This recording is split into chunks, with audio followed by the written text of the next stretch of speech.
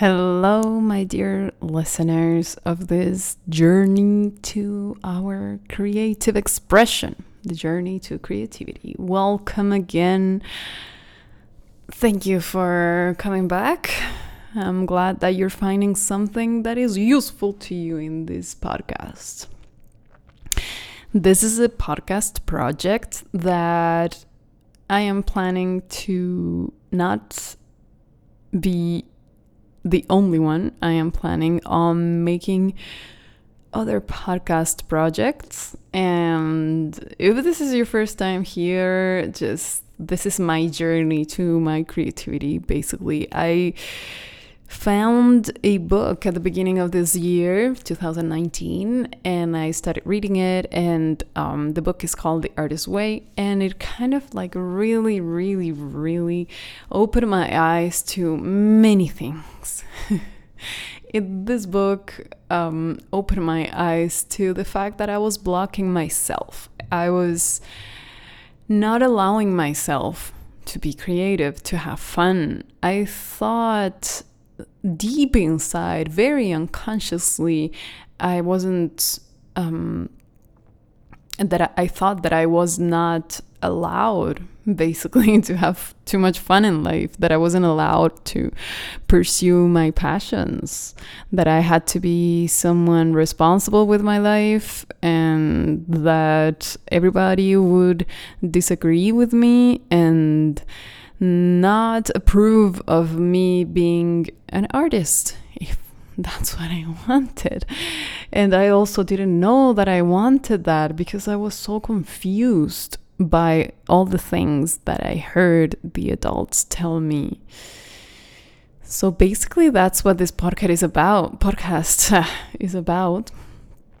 And then I started realizing, well, what else am I going to say on my own? Like what one can say on your own, what you can say by yourself, kind of like has a limit. Like you can talk about your ideas and your journey and all, but eventually you run out.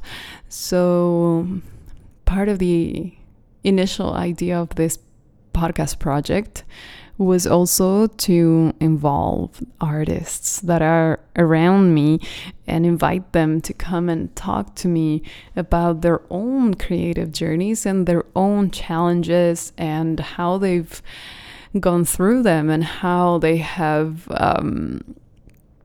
surpassed the challenges, the obstacles, the opinions, the difficulties of wanting to have your own life. Basically, that's what this is all about. This is not even about art. Like this podcast is art to me because I am expressing myself. I am saying what I want to say. I'm talking about things that matter to me and that I find important to share with the world. And I find it important to talk about this because I know I have met through my life so many individuals that are on a journey that is the right thing to do according to society, according to what the teacher said in high school, or what our parents advised us to do. And it's actually so hard to let go of that. Like, I'm not gonna lie, it's taken me a while.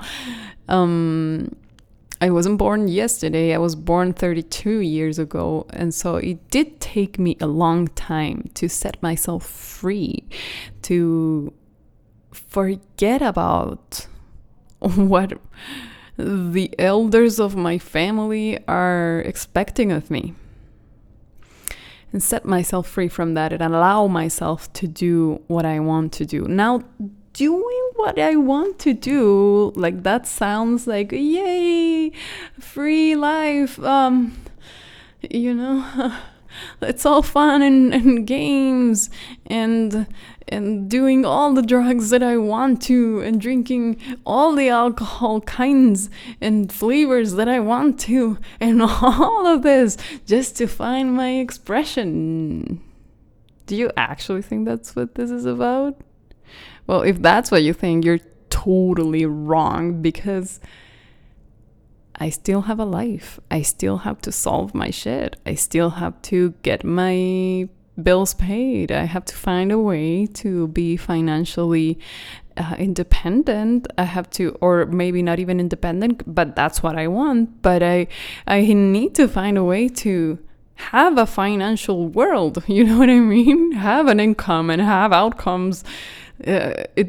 Wanting to be an artist doesn't mean that you suddenly are moved into a parallel fantasy world where there are no responsibilities. Right? And like I said, this is not about being an artist as much as it is about being yourself. Because I believe deep in my heart, I believe strongly that each and every one of us has a particular task, a particular mission, has a particular unique, irreplaceable role in this world. So how can we just live by the standards of what the previous generation says? Like, we can take what works for us, but we can't just take it exactly as it is and annul our own desires and our own like impulses, right? Because there is a reason why we have them. There's a reason why we were born obsessed with one thing or the other. It's because you have a unique purpose. So my desire with this podcast, basically with everything that I do, is inspire you to find your own path, because that's what I've been doing myself. I've been setting myself free of my own mental paradigms, because this is not my dad's fault, my mom's fault, the teacher's fault. It's nobody's fault. It's just my own weakness, my own incapacity to stay strong in my boundaries and say, no, I am not going to do what you're telling me. But I'm not upset with you. I'm just not going to do what you're telling me. I'm going to do what I want to do. I'm going to find my own answers. Now, when we're very young still, and we rebel, right? We rebel against our parents and we start smoking. But that's not your purpose in life. You know what I mean? Like, you can be super rebellious with this little things like dyeing your hair, and cutting your clothes so that they are different, or getting a tattoo so that you're different. But you know what? Like, those are little rebellious acts that don't actually mean freedom for real. Those are just attempts of your inner child to express that that inner child wants to be different, wants to not follow the rules that were given. So what we need to do, or what I've found that we need to do, is clear our mind from the old paradigms that do not apply to your life, because the world is changing really quickly. The world is changing at an impressive speed. 20 years of time past today are so much more intense in terms of how much this world changes than it used to be 100 years ago. So we really can't keep living by those ancient principles that no longer apply to us, but we can take things that work for us. And this is what I want to talk to you about today. I want to talk to you about the power of having routines. This is something that I just started taking seriously and experimenting with for real only this year. I tried, I started in January running. I wanted to go running every day. I didn't go running every day. I went running like 3 times a week. During the best weeks, I ran 5 days a week, but after January, in February, Calgary got so cold then that I couldn't keep on running, and then I lost the habit. But it did show me the power of being consistent with one practice.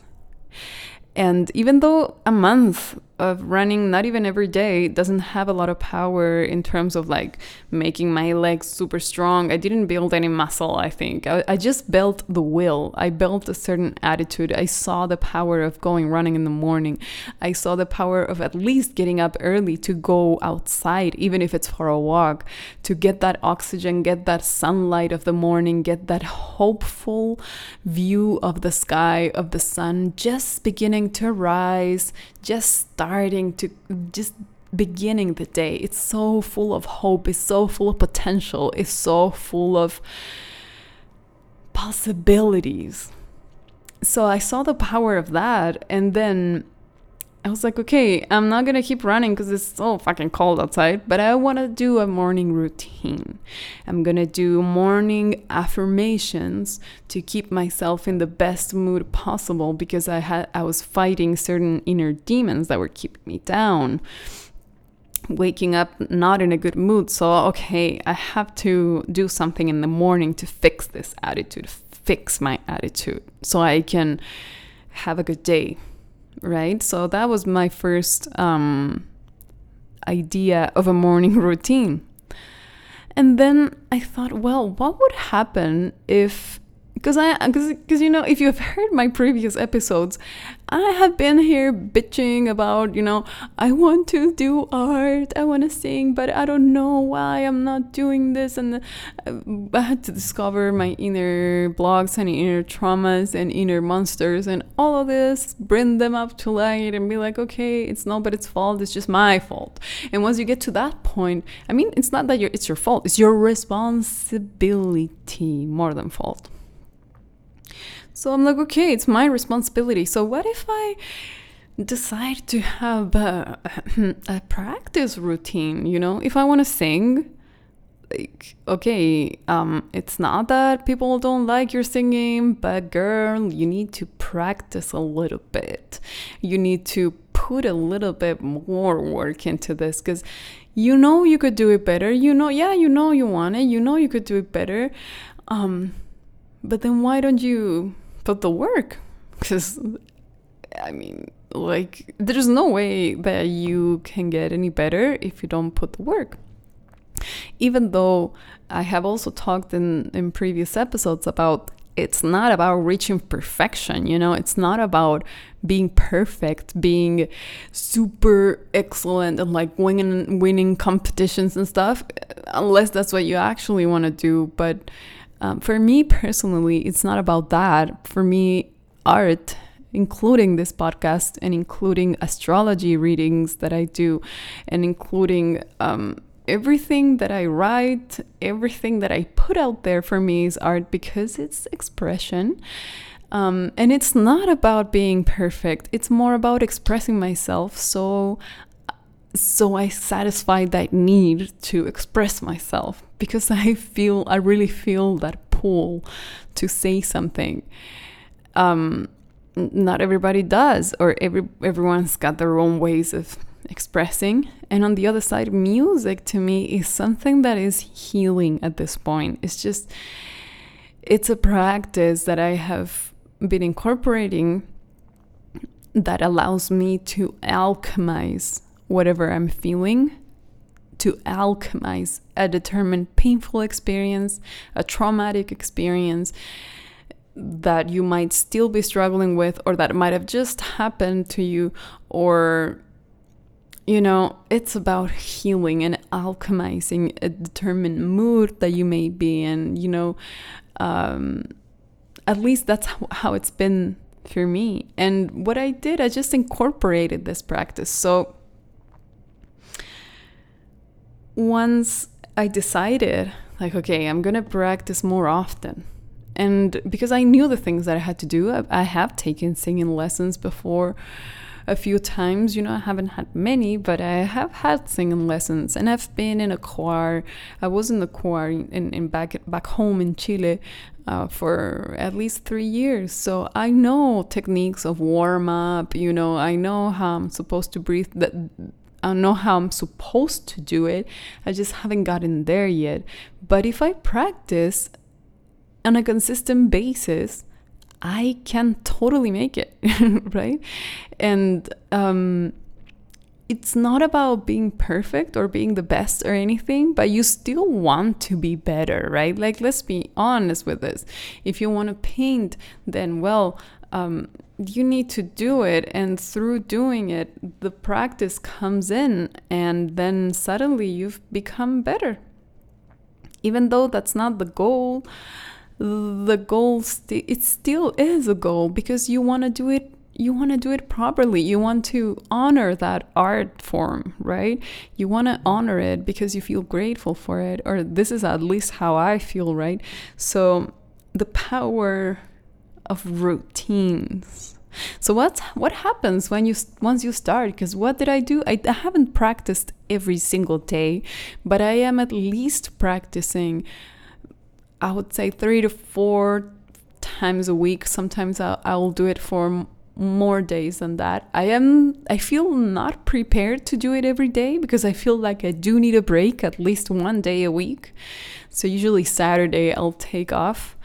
And depending on what I'm doing on Sunday, I might or might not, right? Like, I haven't taken the challenge of doing it every day. Like, I thought at some point to do a 90-day challenge. I'm like, yeah, let's see what happens.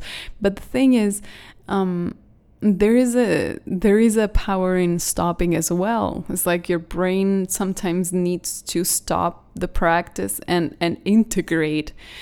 And the brain kind of integrates while you're resting. It actually does. This is a fact. This is a scientific fact that if you, for example, if you are studying, like if you go into school and you want to optimize your study, this is a technique that one of my professors gave me when I was in business school, gave to all of us while I was in business school. He was like, he's into neuroscience and the power. He studies a lot the power of the mind to heal, and both to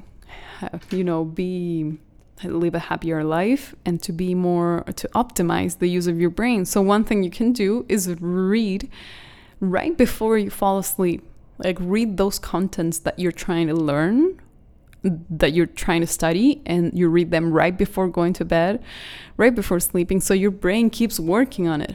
And a kind of similar thing happens with an art form. Like, if you're, for example, I also paint.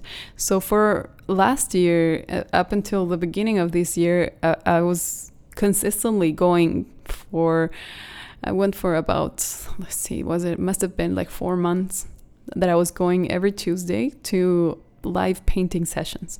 So my brain kept, from week to week, from Tuesday to Tuesday, the days that I was not painting, my brain was still like thinking about it and remembering how to get the best line, or how to get those lights and shadows, and how, it's like your brain is still thinking about it. And I'm sure that every artist that practices something, whether it's rapping, playing drums, painting, writing, dancing, cooking, doing astrology readings, every single art form has this happens with the brain.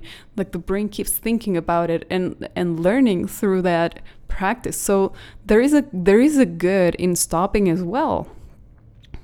But the routine, however you want to establish it, has a power. Like, if you don't have to do it every day, you can do it weekly, 3 times a week, only Tuesdays and Thursdays. I don't know. It's your choice, right? And one of the things that happens once you start with a practice routine is that you feel you're not going anywhere. You feel that you suck. And you feel that you suck because you're starting to see the potential growth that there is. Have you ever heard that ignorance is bliss? Well, when you're not still, when you're passionate about something, but you haven't done it a lot, you think that it, because it looks so fluent and easy, someone that is experienced makes it look easy, right? So you might have this fantastical dream about it being easy, and then you go and try it and you realize you don't know why you suck. So it's kind of like it's kind of like a bucket of cold water in your face, right? But that is progress. You no longer are in ignorance. Now you know how far, or you're starting to have an idea of how far does the mountain go. And now you stop being jealous about someone that has climbed the mountain for 10 years, right? You're like, oh, so it's not just like, yeah, I'm born and I'm amazing and I just do it. I thought that's how it was, but I guess there's work in between. Once you realize there is work in between, well, it's your choice. Do you want to do it? Do you want to? How badly do you want it? So once you start practicing, you're going to feel that you're not making any progress. And that's just real, right? That is just the compound effect. You feel like you're not growing at all, and you see more and more and more and more and more and more flaws that you have. And so if you're seeing these things, congratulations, because you're beginning to open your eyes to your actual potential. You're starting to see all the negative capability that there is in you. Now, remember what your parents told you now. Remember a few things now. You have your goal, right? You know where you want to go. Now use these things that your parents, your teachers, the old paradigm that I like to call it, has taught you. There is a value in discipline. There is a value in habit, and routines build habits. So even though you're feeling like you suck, that you're not going anywhere, keep going, because you will be adding XP points, okay? This is the experience points. It's just like a game. You just level up, but it's slowly, it's a grind. And I know this sounds very obvious, but I have to tell you this. I have to talk about this. And I want to talk about this today because I have seen all through this year, it's been like about 6-7 months, that I have been doing this practice, not every day, but I already have gained a lot of XP points. And I've been told by people that there is a difference in my singing. So, and I can tell that I am more able to play by ear, to notice what things I can do in this background or not, in terms of improvising. I have become, just because I'm trying to practice singing, I'm using a keyboard, and I've become pretty good at the keyboard, like unintentionally. I mean, I'm not good, but I am learning quite a bit about how to play keys. Or how to, at least in theory, how can I find a determined chord? Which notes am I playing, right? I'm starting to become familiarized with it, and that's been like an unexpected second result that I wasn't planning. So it's supposed to feel like you're not walking. It's supposed to feel that you're worse. But every time you do it, this is my advice. Integrate fear. Integrate the fear to do it. Own it. You're afraid, right? Like, I've heard this from a lot of people that feel creatively blocked. So you're afraid to do it. You think that it's not it's something that has scared you, that you've been keeping yourself from, out of fear. Out of fear of doing it wrong, out of fear of making mistakes, out of fear of sounding bad, looking bad, being ridiculous, right? All of that. So own it. Just tell yourself, I know you're scared. And you know what? You don't even need an audience to feel afraid. Because to me, that's how it's been. And it's just absurd. But I was afraid of even practicing in my home, out of fear of people listening outside somewhere in the world. Why? I was afraid of seeing how much I had to learn. So every time you're going to do your practice of whatever it is, have a certain ritual. So what I've been doing is I light up a candle. I burn some palo santo or put some kind of incense or something, some good smell to it that puts me in the mood. And it's like not even putting me in the mood. It's like, this is the moment of doing it. You have no escape. You have no escape. You can't escape. You have 1 hour. Do it. And I have to force myself to do it. Because after I've done it, I feel great. And I tap myself in the back. I tell myself, good job, you did it. You did it, good job. Well done. You didn't sound so good, but it doesn't matter. It doesn't matter. You did it. Good job. And I just tap myself in the back and I give myself something nice. I reward myself. I give myself a cookie. I give myself, whatever you want. A coffee, just some chill time, just watch a show that you like to watch, right? Rest for the rest of the day. I don't know, right? Just it's finding, you need to find your own way of rewarding yourself. So own it. The second advice from me to you for your routine, it's set boundaries. If you decided that this is the time you're going to do your practice, even if there's someone home, even if there's someone that's inviting you to do something, even no matter what it is, set the boundary. This time is sacred. I have to do it. I have to do it. I have to own the fear. I can't allow that fear to trigger my brain into making all sorts of excuses, because that's what always happens. Your brain is capable of finding is so creative in finding all the possible excuses, that it's not going to be enough time. Oh, but this friend is inviting me out. Oh, but I'm so tired. Oh, but I don't have money. Oh, but I have to do this other thing. Oh, but I have to clean the house first. Oh, but I have to eat something. Like, come on, you can find all the excuses to not do it and know that it's out of fear. Like, it's out of fear. So own the fear, set the boundary. It's impossible. There is no yielding here. You won't allow anyone or anything to mess with that time. You decided it, so you will do it. And my third advice for establishing routines, is time management. And this is not like something that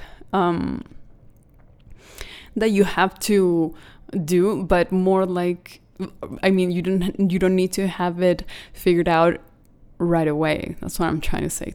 Manage your time, but learn how you naturally need time for this or that. You know what I mean?